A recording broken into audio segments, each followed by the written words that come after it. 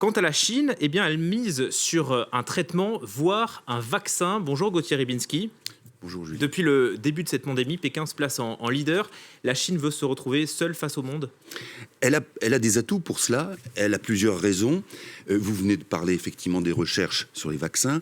Le problème, c'est qu'on a toujours des petits soucis avec les études chinoises qui sont souvent pas assez développées pour qu'on se fasse une opinion en tant sur la validité de ces produits.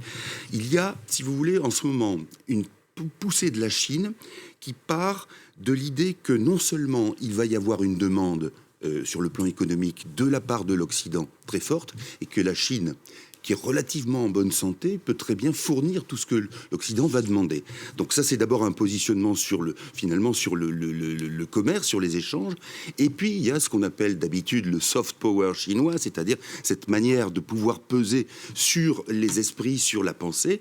Et là, vous avez des choses extrêmement surprenantes. Vous avez, par exemple, on en a parlé, la démarche de Monsieur Lu, qui est l'ambassadeur de Chine en France. Et vous vous souvenez qu'il avait tweeté en disant que le personnel des EHPAD était parti, avait fait abandon de poste et avait laissé les gens mourir. Évidemment, ça a été un tollé. Jean-Yves Le Drian, le ministre français des Affaires étrangères, a convoqué M. Lu, mais ça n'était pas... Certains diront que c'est une diplomatie puérile. C'était tout sauf anodin, c'était tout sauf un hasard. C'est comme ça que la Chine, Pékin, aussi place ses pions dans un contexte où, effectivement, on est en train de la mettre un peu sur le grill compte tenu des origines du virus. Donc, il y a cette volonté d'abord de retrouver les choses, de passer encore une vitesse dans le recadrage idéologique, puisque le régime de Xi Jinping, c'est bien ça. Un seul exemple, vous savez, les médecins qui ont été amenés à parler de l'épidémie au début et à attirer l'attention des gens sur la gravité. Eh bien, certains, alors il y a le fameux M. Wenliang qui est mort,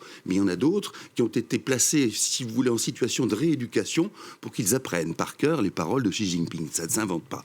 Voilà où on en est, c'est-à-dire un tournant qui est intéressant pour la Chine, eu égard à la faiblesse économique occidentale et eu égard aussi à une faiblesse, j'allais dire presque spirituelle, c'est-à-dire que nous sommes dans un état finalement de fragilité et de vulnérabilité qui favorise des théories farfelues ou des assertions farfelues. La Chine a aussi un plan en Asie et particulièrement en Corée du Nord. Alors, vous savez qu'on en a parlé ici, le dictateur nord-coréen Kim Jong-un a disparu, on suppose qu'il est malade, mais le problème pour la Chine, c'est que tout ce qui peut être déstabilisant la Corée du Nord, qui est un pays nucléaire, eh bien c'est extrêmement dangereux. Alors il ne s'agit pas de dire que la Chine est à la raison, à l'origine de la maladie de Kim Jong-un, mais que par contre, elle surveille très très attentivement ce qui va se passer et qu'elle a aussi là, une carte à jouer si jamais il y avait un renversement de régime pour faire en sorte que ce renversement de régime lui soit favorable.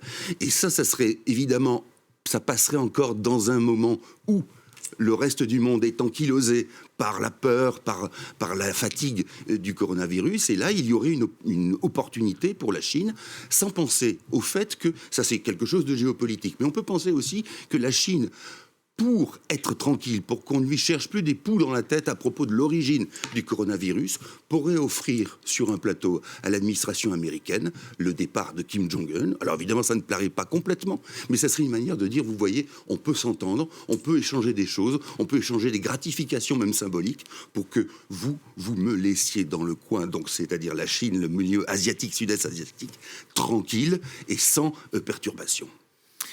Voilà, on espère que Kim Jong-un ne vous entend pas. Merci beaucoup Gauthier Ribinski.